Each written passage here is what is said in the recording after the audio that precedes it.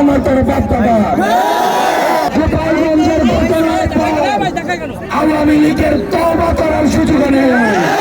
কুখ্যাত শামীম ওসমান ভেবেছিল ওরা আমাদের সঙ্গে বন্দুকের খেলা খেলবে, বোমাবাজির খেলা খেলবে, সন্ত্রাসীর খেলা খেলবে। যদি খেলা বন্ধ না হয় আরেকটা গণঅভ্যুত্থানের জন্য প্রস্তুতি যারা নারী নেত্রী রয়েছে তাদের বাসায় গিয়ে গিয়ে হুমকি দিচ্ছে সন্ত্রাসীরা। আপনাদের ভুলে গেলে চলবে না, কোন স্বাভাবিক প্রক্রিয়ায় আওয়ামী লীগের পতন হয়নি। তাকে আপনি গণতান্ত্রিক প্রক্রিয়ায় আবার তাকে পুনর্বাসন করবেন। আওয়ামী লীগের পতন হয়েছে অভ্যুত্থানের মধ্য দিয়ে। সুতরাং আওয়ামী লীগের যে তওবার সুযোগ ছিল গত পরশু দিনে গোপালগঞ্জের ঘটনায় আওয়ামী লীগের তওবা করার সুযোগ নেই। মনে রাখতে হবে কিয়ামত হয়ে যাওয়ার পরে তওবার কোন কাজে লাগে। সেজন্য আওয়ামী লীগকে ভয়ের সুযোগ দেওয়া হয়েছিল। আওয়ামী লীগ এখনো পর্যন্ত গোপালগঞ্জের ঘটনা ছিল স্পষ্ট বার্তা।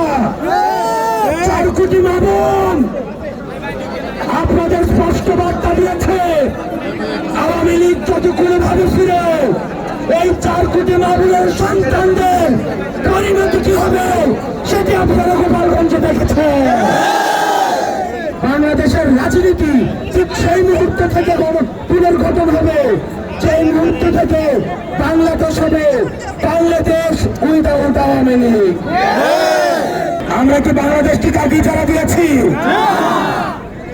ওই চাঁদাবাজের দখলদার বাংলা মাতার বার্তাদার, চাঁদাবাজের দখলদার। আর আমরা শপথ নিয়েছি এই বাংলাদেশে ওই আওয়ামী সন্ত্রাসীদেরকে আর আমরা কখনো ফিরে আসতে দেব না। বাংলাদেশ আওয়ামী লীগকে ফেরানোর জন্য সবাই ভারতীয় শক্তিগুলো একযোগে মাঠে নেমেছে।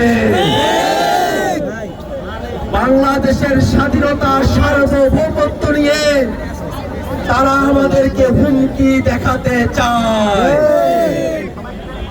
প্রতিবেশী পরিবর্তন করা চায় না। মনে রাখতে হবে নতুন নতুন প্রতিবেশী হলে আপনাদের দাপট আকাশ থেকে মাটির নিচে নেমে যাবে। কুখ্যাত শামীম ওসমান ভেবেছিল ওরা আমাদের সঙ্গে বন্দুকের খেলা খেলবে, বোমাবাজির খেলা খেলবে, সন্ত্রাসীর খেলা খেলবে। আর আমাদের শহীদেরা বুকের তাজা রক্ত রাজপথে ঠেলে দিয়ে নিজেদের খেলা নিজেরা খেলে আওয়ামী লীগকে বাংলাদেশ থেকে উৎখাত করেছে। এই মাফিয়া সিস্টেমের সাথে আমরা খেলবো না। এই পুরনো খেলায় আমরা অংশগ্রহণ করব না। এই পুরনো খেলার বিরুদ্ধেই গণঅভ্যুত্থান হয়েছে, আমরা রক্ত দিয়েছি। ফলে খেলার নিয়ম বদলাইতে হবে। কিন্তু আমরা জানি খেলার নিয়ম এখনো বদলায় নাই। নারায়ণগঞ্জে খেলা বন্ধ হয় নাই। যদি খেলা বন্ধ না হয় আরেকটা গণঅভ্যুত্থানের জন্য প্রস্তুতি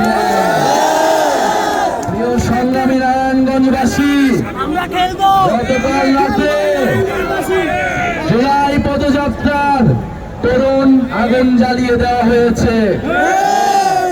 সন্ত্রাসীরা রাতের আধারে এসে এই পদযাত্রাকে, এই জনস্রোতকে বন্ধ করতে, জন আতঙ্ক তৈরি করতে অগ্নিসংযোগ ঘটিয়েছে। যারা নারী নেত্রী রয়েছে তাদের বাসায় গিয়ে গিয়ে হুমকি দিচ্ছে সন্ত্রাসীরা। আমরা কি কোনো হুমকিতে ভয় পাই?